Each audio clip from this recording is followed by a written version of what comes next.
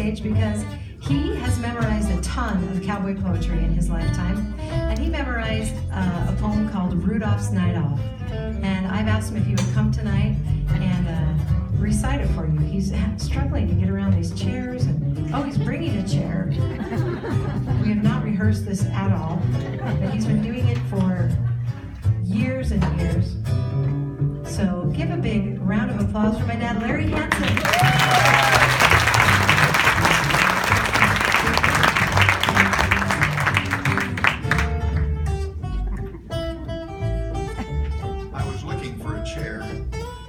For my props. What happened a few years ago, I borrowed this poem from Baxter Black's Christmas album, and Nancy really liked it, so she decided she would recite it at a Christmas concert, and she has done it for a couple of times.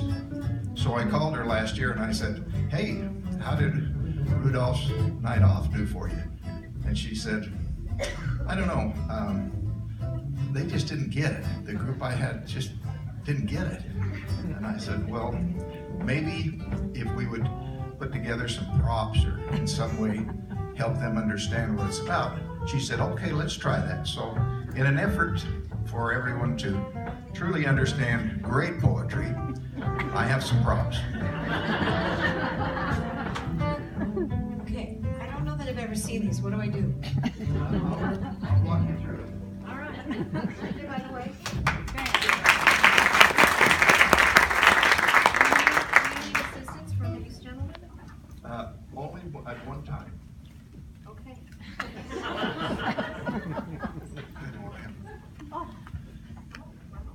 Yeah, I've got them all. 'Twas the night before Christmas, but Rudolph was lame. Let me try it again. It was the night before Christmas, but Rudolph was lame. Thank you. So far, so good. Okay, ready?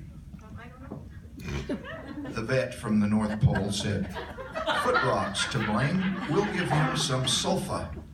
It's the best we can do, but stall rest is needed for a week.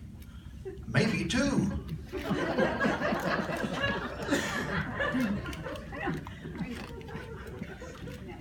Great Scott, said old Sandy, and turned with a jerk.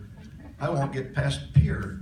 If my headlight don't work on Interstate 40, I'm sure to get fined and lost in Montana if I'm flying blind. No cop in his right mind would give any clout to some old geezer that said that his headlight went out. He called for the others, old Donner and Blitzen.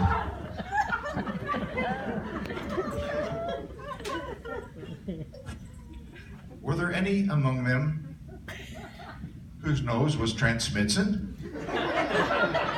Well, they grunted and strained, sure made a mess. But no noses glowed brightly or ears luminesced.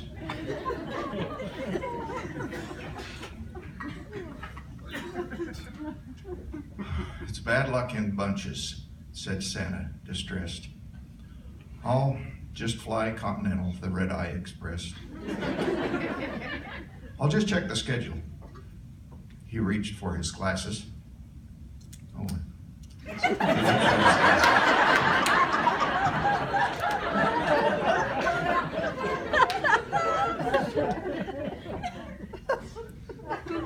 Then up stepped old Billy, the goat from Lampasas. He shuddered and shook like a mouse on the ark, but his horns were a beacon. They glowed in the dark.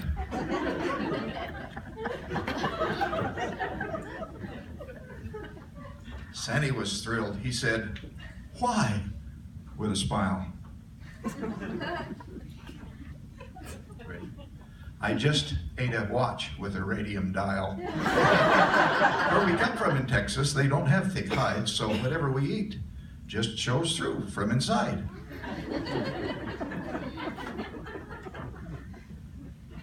If that's true, then let's feed him, said Sandy with glee. Gather everything burning and bring it to me. So Billy ate flash bulbs. Can we talk about this picture, though? Certainly you go. Okay. So Billy ate flash bulbs. Flash bulbs and solar collectors. Yes. Electrical eels and roadside reflectors. Jelly from phosphorescent fish. That's right here. Egg pizza in a glimmering dish. Sparklers and fireflies. A lady chic shaver. And lifesavers, all of them wintergreen flavor. Next.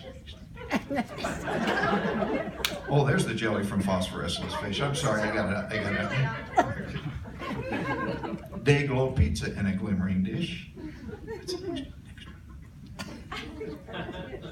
Fireflies and sparklers and things that ignite, and candles, things that ignite. Then he had him a big bowl of northern lights. Keep going. He danced on the rug and he petted the cat, and after he'd finished and done all that, to help him store static electricity better, they had him eat 2 balloons in a sweater.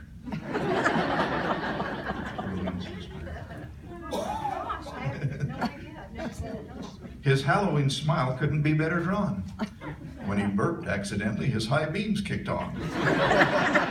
When he opened his mouth, light fell on the floor, like the fridge light comes on when you open the door. Hitch him up, said old Sandy, and they went on their way. I remember that Christmas to this very day.